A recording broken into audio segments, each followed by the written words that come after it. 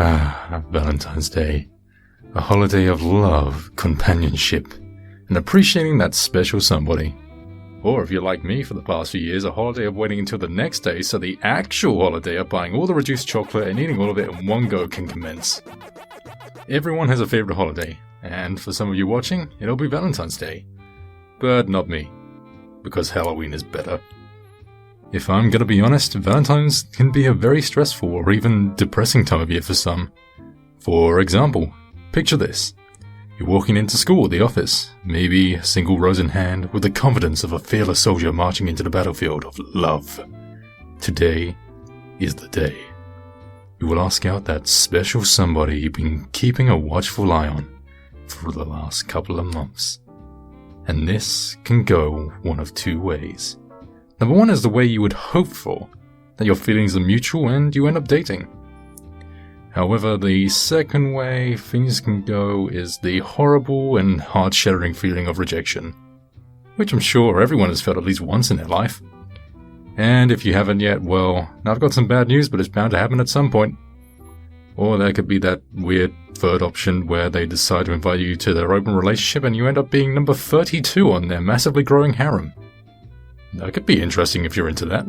I think that horrible feeling of rejection is felt 100 times more during this day of love known as Valentine's Day. And let me tell you, during my time at school, I have seen plenty of drama, heartbreaks, and rejection during this day. So that's what I'm going to be talking about today, focusing mostly on my school years, as this was the time when it mattered the most to people. Of course, every school has the few couples that everyone knows about. You know the ones I'm talking about, the ones who got together in like year 7. Americans, here's an example of the British schooling system, as I don't know how grades work in your world of guns and freedom. And this big power couple that usually lasts until the end of the school year. You usually hear other students talking about them like, "Wow, have you seen Josh and Freya? They are like so couple goals. Like, oh my god, I need that." I hate myself for doing that. On this particular day, they will usually tell their friends about what their big Valentine's Day plan is and probably post the meeting at a fancy restaurant on social media. Not that there's anything wrong with that, mind you, but I think it's nice to hear that they're happy with one another and enjoy each other's company. But if they're the kind of couple that rubs everything in everyone else's faces constantly, then they're what I like to refer to as attention-seeking little These couples are at one end of what I like to call the Valentine spectrum. And at the other end are the ones that are desperate to get a Valentine's or are determined to ask their crushes out in a unique and passionate way. Desperately trying to release their inner Spanish lover. And I cannot give you a better example than my friend of mine who we will call Marcus. To give you an idea what Marcus is like, he loves attention, which kind of got him into a lot of situations, good and bad alike. He was a bit of an attention seeker during his time at secondary, and I'm certain he would admit it.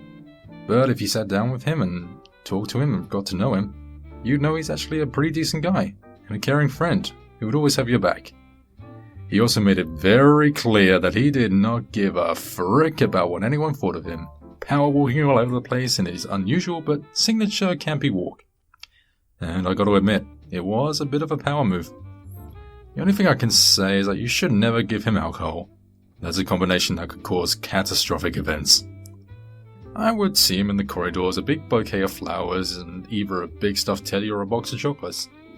When I saw this absolute mad lad with his arms full of Valentine's goodies, I just thought to myself, yeah, this could go either one or two ways. And I want to witness it.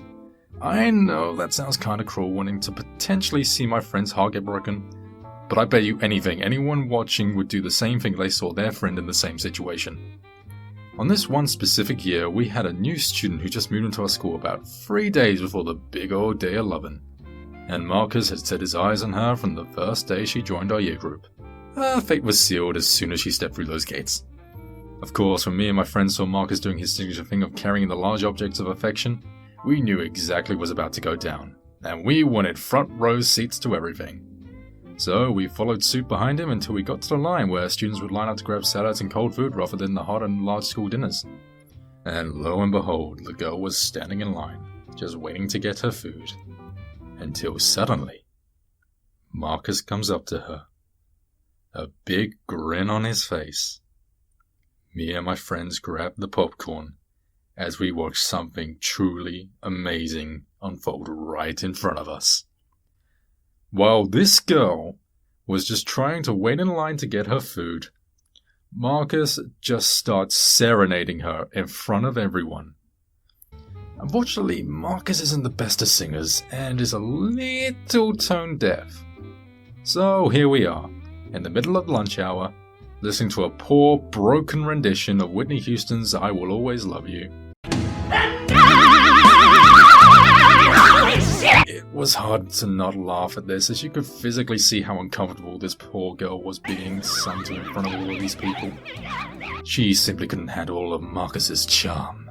Needless to say, she politely declined Marcus's gifts of affection, so he had to spend the rest of the day dragging around his large presents for her. Now, I know it's not fair to pick on my friends without exposing myself a little, so as an atonement, let me tell you the story of my secondary school crush. It was about year 8, and I just made a stable group of friends who I enjoyed the company of, and just enjoyed being around. Now, within this friend group, there was a girl who I liked quite a bit. We'll call her Crystal. Crystal and I had a lot in common, and got along pretty well. And it wasn't until a year of knowing each other I realized, oh damn, I like her. Nah, frick. Apparently, according to my friends, I can be read like a book, and I easily show my feelings on my face, so they caught on pretty quick. Dude, just go talk to her. Pfft, what do you mean, talk to who? We all know you like Crystal. Oh, what, Crystal? Yeah, she's cool and all, and, but we're just friends. Oh my god, just go freaking talk to her, like a normal person. Okay, we both know neither of us are normal. Yeah, that's true. My twine still stands, though.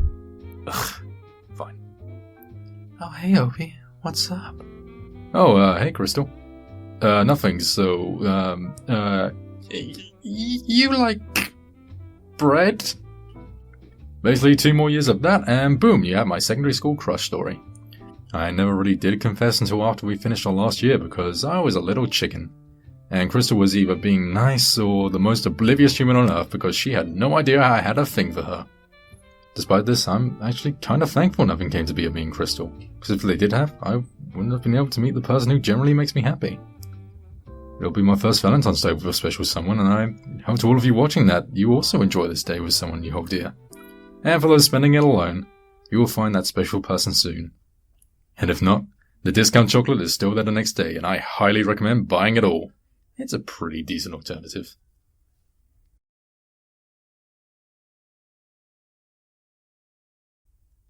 So, the month is February. Oh, that was the chat. Let's try this again. Alright, let's try this again. Or, if you're like me for the past few years, a holiday of waiting until the next day, so the actual holiday of buying all the You know which ones I'm talking about. The ones that got together in like year 7. Americans, here's an example of the British schooling system, as I didn't have the grades of... Americans, here's an example of... Americans, here's an example of the British schooling system, as I don't know how grades work in your world of guns and freedom. Now, on this one particular year,